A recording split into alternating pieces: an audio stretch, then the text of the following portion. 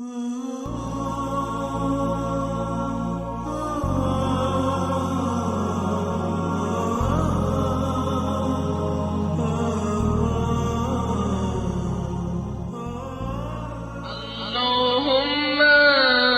قربني فيه إلى مرضاتك وجنبني فيه من سخطك ونغماتك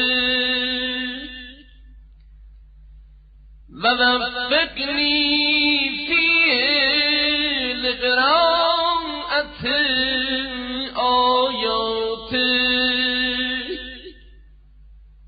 برحمتك يا أرحم الراحمين.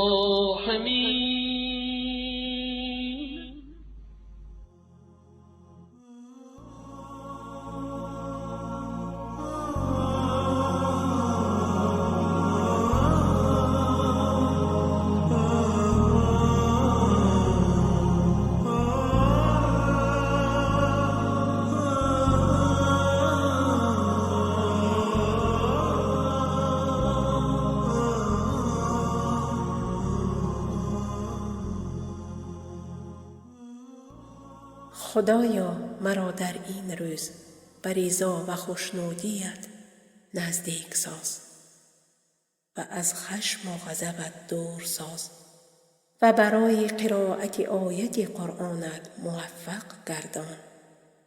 به حق رحمتت ای مهربان ترین مهربانان عالم.